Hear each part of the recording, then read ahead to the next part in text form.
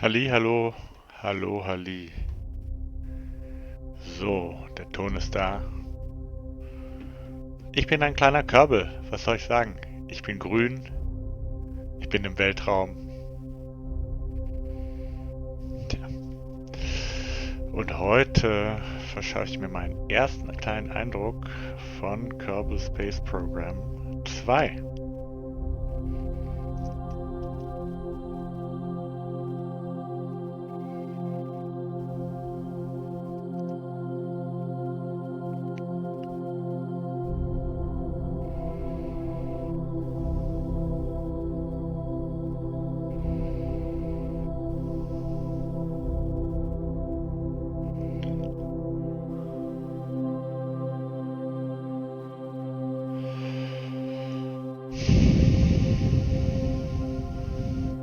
So, meine Lieben, also, es kann losgehen.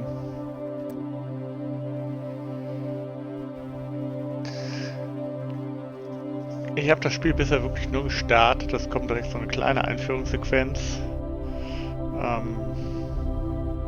Tja, möchte ich eigentlich jetzt gerade nicht wiederholen. Sieht man bestimmt zwischendurch nochmal, wenn das Spiel crasht und ich das Ganze dann vielleicht nochmal neu starten muss. Also lasst uns einfach eine neue Kampagne beginnen. Oh, plötzlich bin ich kein Kerbal mehr, sondern ich bin ein bisschen lumineszierend. Und transluzierend vor allem. Also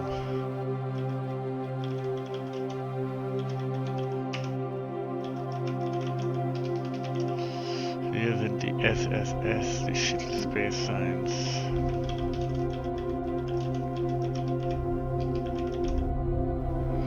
Ich weiß gerade normal, ja. Also wenn normal das zweite von unten ist, dann nehme ich das doch auf jeden Fall. Und kann im Spiel angepasst werden, dann passt das schon, so würde ich sagen.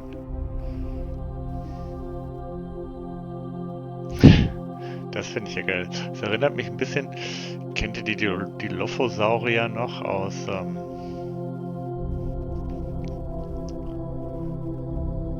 Jurassic Park? Die hatten auch so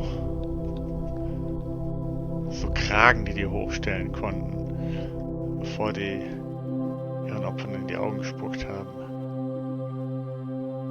Das sind die drei von der Tankstelle. Das erinnert mich irgendwie an das Design von einem Radtrikot.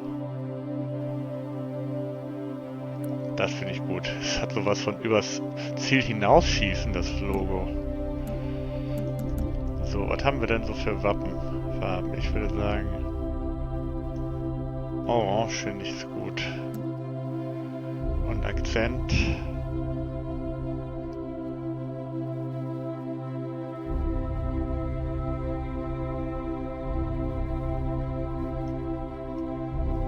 Akzent ist weiß, also orange-weiß.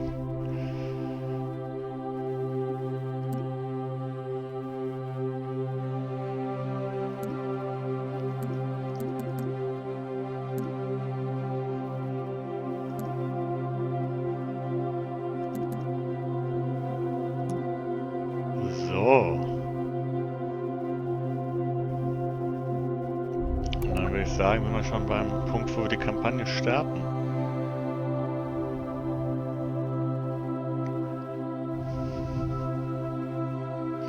Pumping Sim Once. Pumping, pumping, pumping. Ach, das ist das Video ja schon wieder. Also, lehnen wir uns nochmal zurück und schauen uns das nochmal an. Your new space program. Leaping forward into the cosmos. Since the dawn of Kerbal kind, we have looked to the sky and wondered what sublime mysteries lie hidden in the darkness, like jewels never beheld. The dawn of Kerbal These time. untold treasures may soon reveal themselves due to the efforts recently founded Kerbal Space Program. Oh my! I think that might have been the only copy of the orientation film. Hold on! Slides, somewhere. Welcome to your first day running the Kerbal Space Program. This campus hosts the greatest ever Jebediah? gathering of astronomers, astronauts, and engineers. After years of focused effort, this collection of geniuses has created several very impressive buildings. We believe we have all the necessary pieces to take our first steps off the ground. The best way to advance our technologies further is to get up there and learn by doing. All we need now is somebody to show us how to put all these parts together. Well, we also need somebody to help us out with the flying. We need a lot of help, actually. That's why you're here. My name is Paige, by the way. If Der you sah need aus, als any käme er hints, gerade von feel der free to visit me Studentenparty. over at the training center. Everything in there is well padded, so it's a great place to get up and running. Welcome aboard!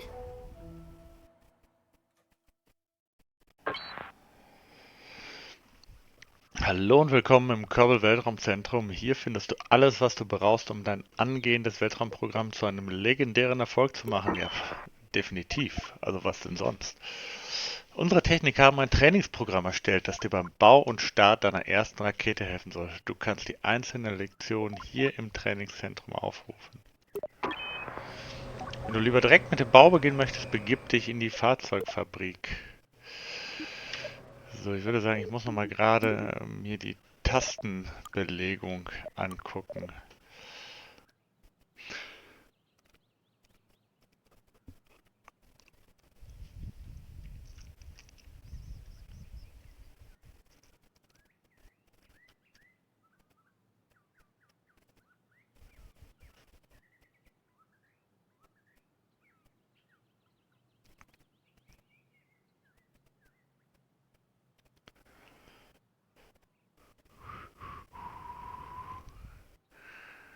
Also vor allem Zeit. Schneller, langsamer.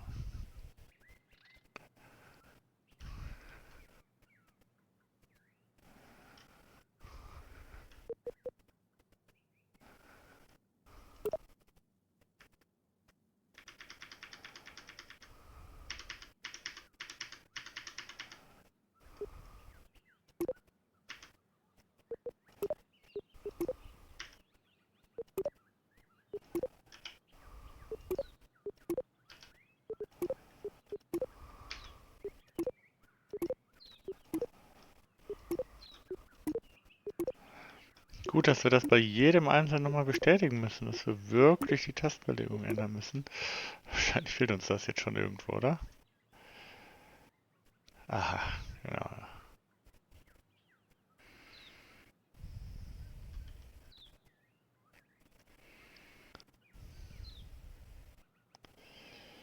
Also schnell speichern. Wo könnten wir das denn hin tun?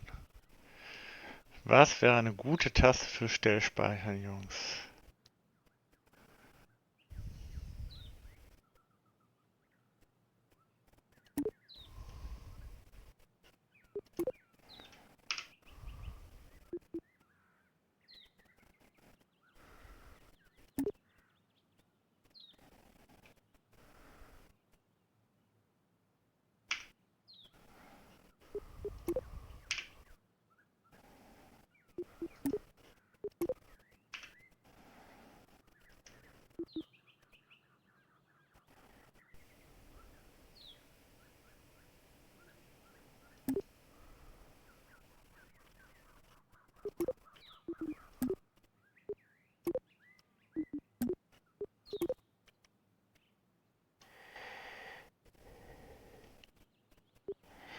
So, was haben wir noch?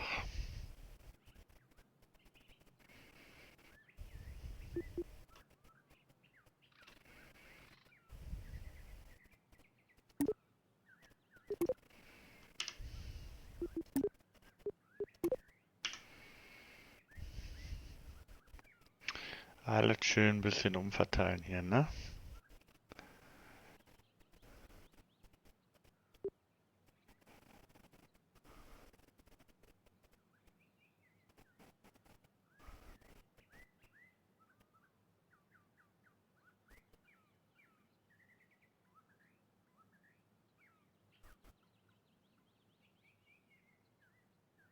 So, ich glaube eigentlich, das war's erstmal, ne?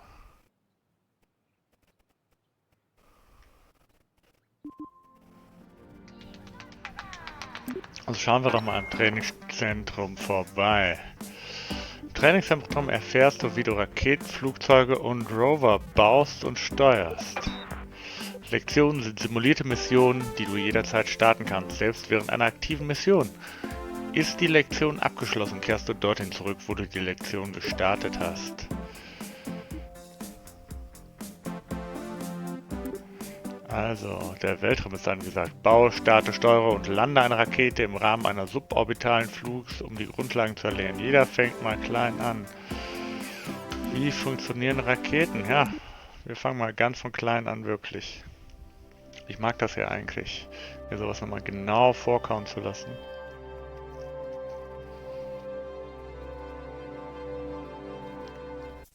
Space is the place.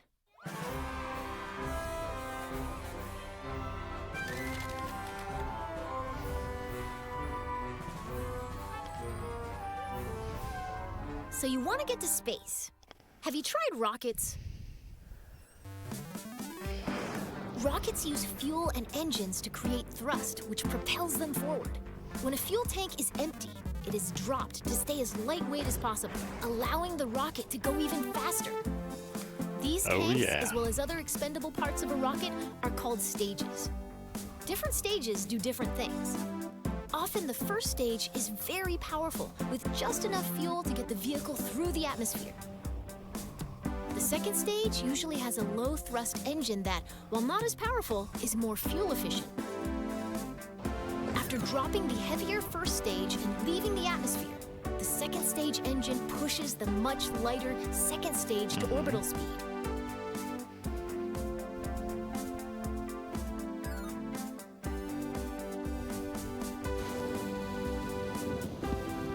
On a flight to space, the final stage parachutes back down to the surface, ideally in one piece.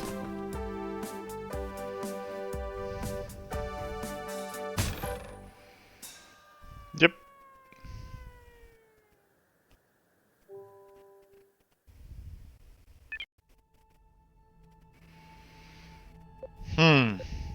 Das war schon das Tutorial. Ich habe noch nichts gemacht. Teil 2.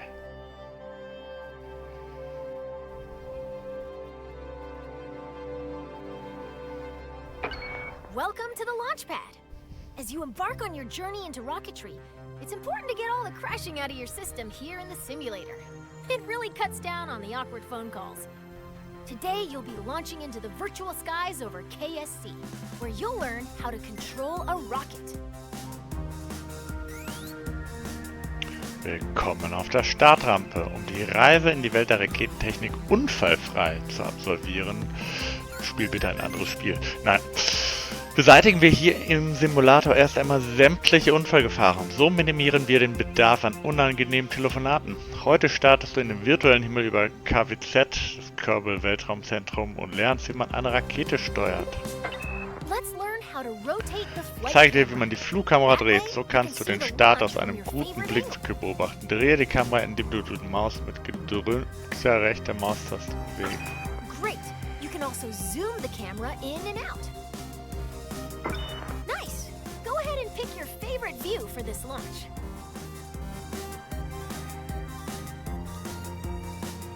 Mit der Sonne im Hintergrund, definitiv.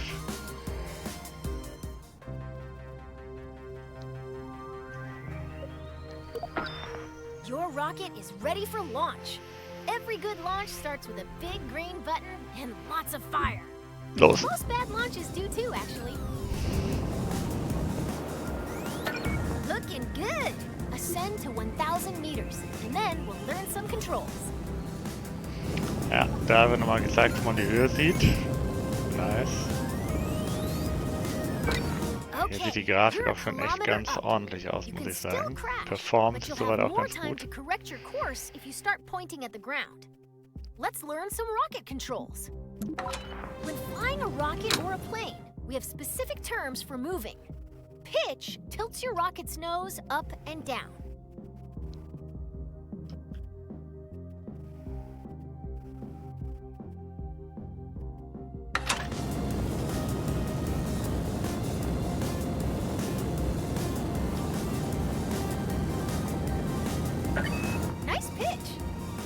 pitch up until you're flying. Let's move on. Yaw steers your rocket left and right. Try it now. Now yaw to the left to straighten up. Excellent. Now for the final control. Roll rotates your rocket clockwise and counterclockwise. That's the basics of rocket flight. Feel free to experiment with the controls. We can move on when you're ready.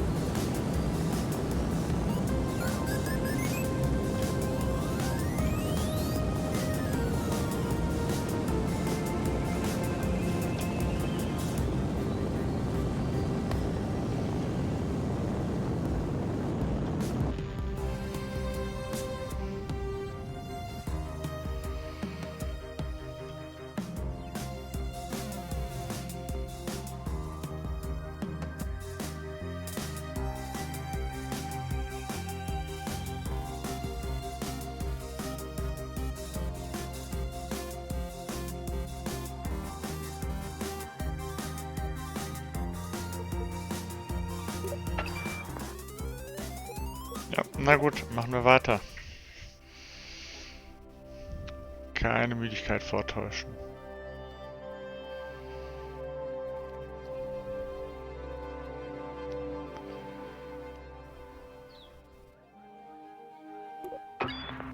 So you want to get to space. It's time to Zeit, make a eine rocket. Rakete zu bauen, endlich. Für eine einfache Rakete sind 4 Komponenten erforderlich. Ein Kommandomodul, ein Treibstofftank, ein Triebwerk und ein Fallschirm. In einem Kommandomodul kannst du dein Fahrzeug steuern. Solange mindestens ein Kommandomodul verbaut wurde, ist die Rakete einsatzfähig. Diese Rakete hier verfügt über eine Kommandokapsel, die mit einem Kerbal bemannt werden kann. Du findest sie in der Kategorie Kapseln. Auch mehrere Kerbals sind möglich. Es kommt allein auf die Crew-Kapazität des Teils an. In dieser Lektion bauen wir nur eine kleine Rakete. Wir brauchen also auch eine kleine Kommandokapsel. Nehmen wir die hier, wäre die einsitzige Kommandokapsel MK1 Blechbüchs.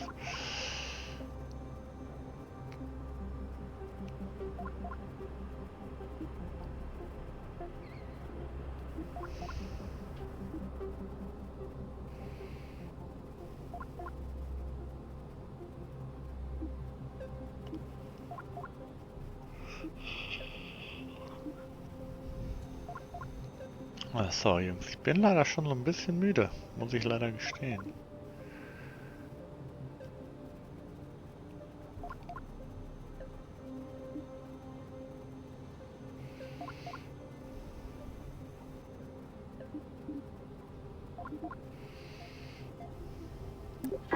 So, nehmen wir.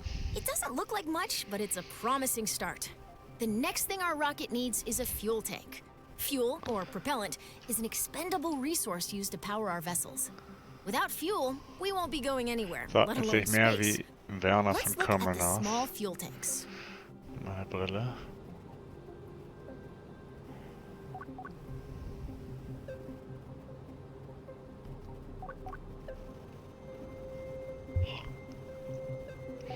Die How about Treibstofftanks, that one? jawohl. Rocketry Weekly calls it good enough. How exciting.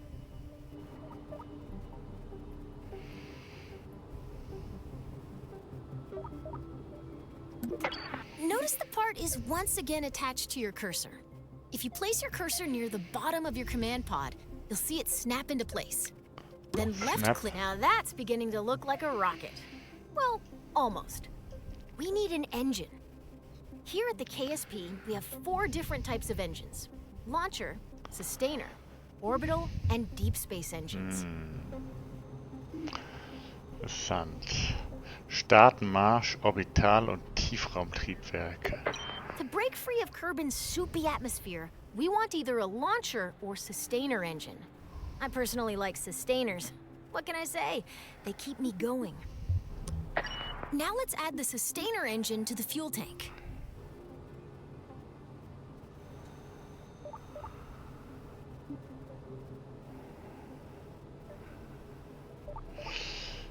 So, aber die Frage ist, woher weiß ich denn, dass das hier jetzt ein Sustainer-Triebwerk ist? Hm?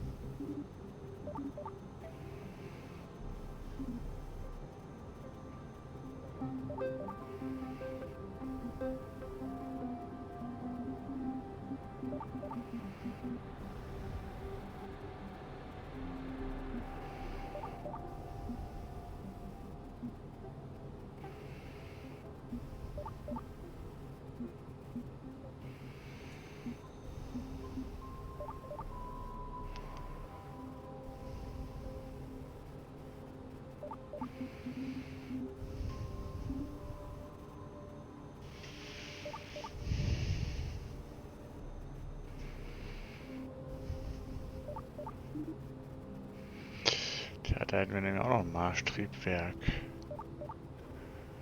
Bei manchen steht es dran.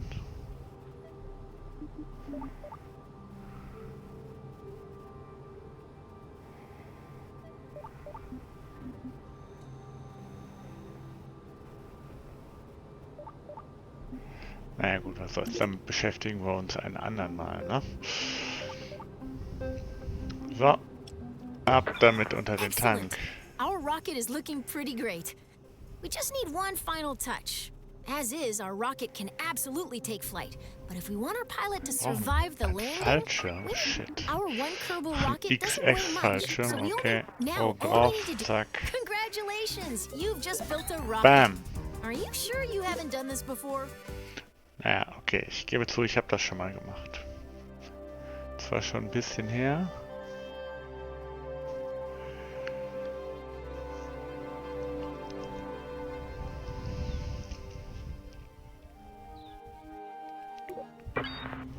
As you start to build rockets, you'll want to see your designs from other angles. Let's learn how to manipulate the camera inside the vehicle assembly building. First, let's rotate the camera. Nice. Now let's zoom. Great. Now let's pan the camera up and down. You can also focus your camera at a specific part. If you want to view your rocket from the top, front, or sides, switch to blueprint mode.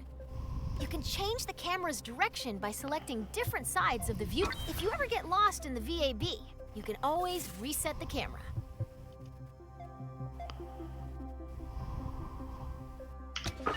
Nice. Now you can get at those hard-to-reach parts of your rocket. Das war schon wieder das nächste Tutorial. Eieiei, das geht hier Schlag auf Schlag.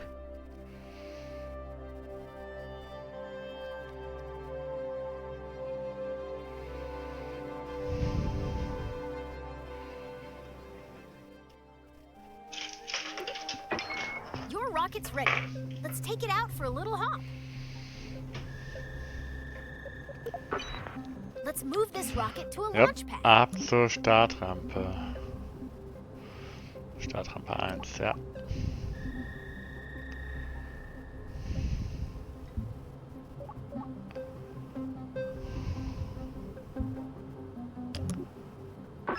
Welcome to the launch pad. Today you'll be flying straight up. Gleich geht's Your los. rocket should do fine without any steering inputs. But if things get out of line somehow, feel free to intervene.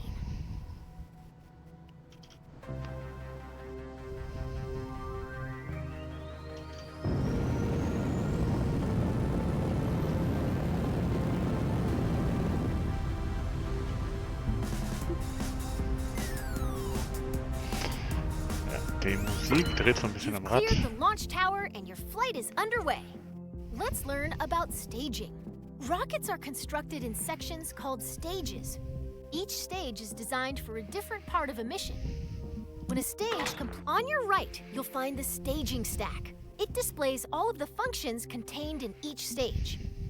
Every time you select the Go button, each stage's fuel supply is shown on a bar next to the stage. Your active stage, Stage 1, still has a little fuel in it. When it goes dry, you'll drop that stage by selecting Go. Oh yeah.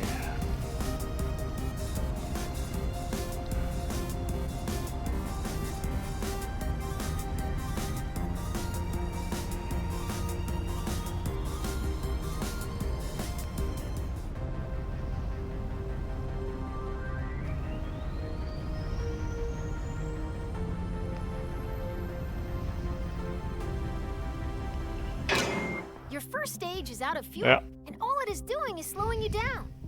To drop that weight, you're going to activate your next stage. That will activate. Ready? Hit go Bam. to lose that mass.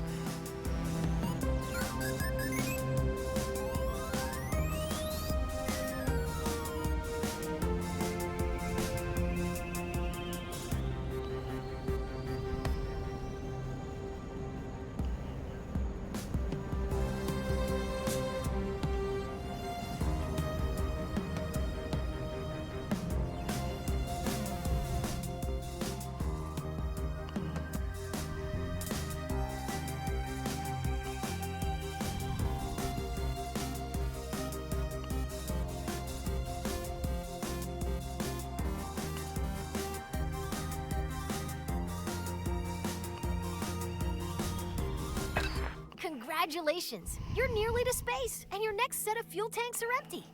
Now is a good time to drop them. Activate the next stage to separate those tanks. Your capsule will now continue coasting up. All that's left to do is gaze back down at Kerbin and wonder if you remembered to lock your car. Nice work! Nice work. Naja, so viel haben wir jetzt wirklich nicht gemacht, ne? Wir schießen hier durch die Tutorials für die Hochbegabten.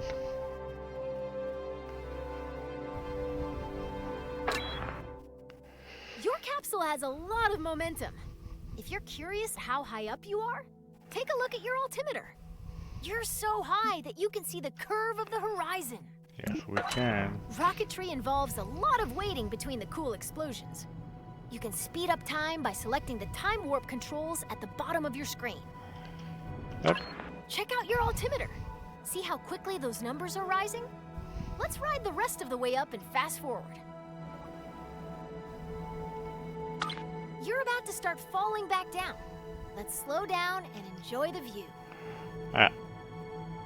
Delta V wird größer.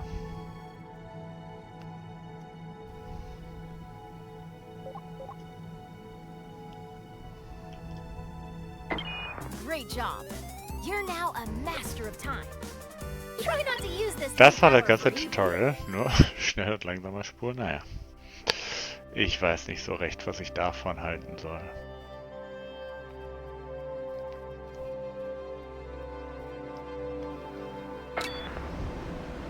What goes up must come down.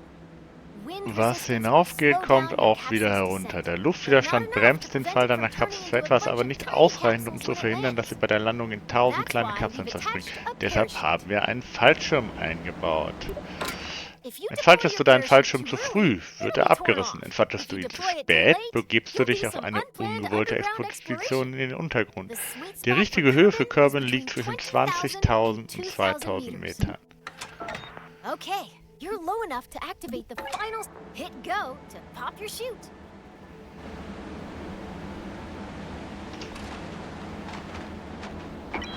Nice work. The parachute will trail your capsule for a bit without fully opening. Once you've slowed down enough, it'll open all the way by itself. Yep, okay. Dann hoffe ich mal wirklich, dass er sich gleich öffnet.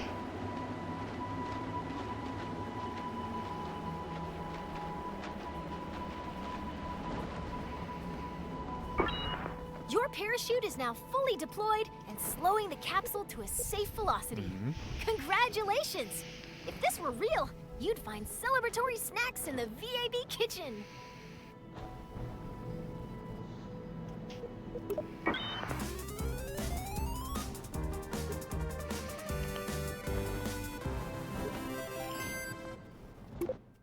Was jetzt? War das schon alles?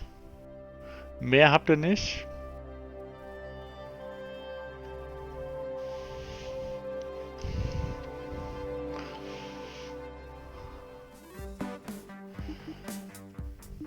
Tja, Jungs und Mädels. Müde bin ich. Und deshalb muss das leider genügen für heute. Aber ich glaube, morgen geht es dann auch schon weiter. Und ich freue mich, wenn ihr dann wieder mit dabei seid. Also bis dahin, haltet die Ohren steif. Immer schön den Planeten verfehlen, wenn ihr fallt. Und eine wunderbare gute Nacht. Bye bye.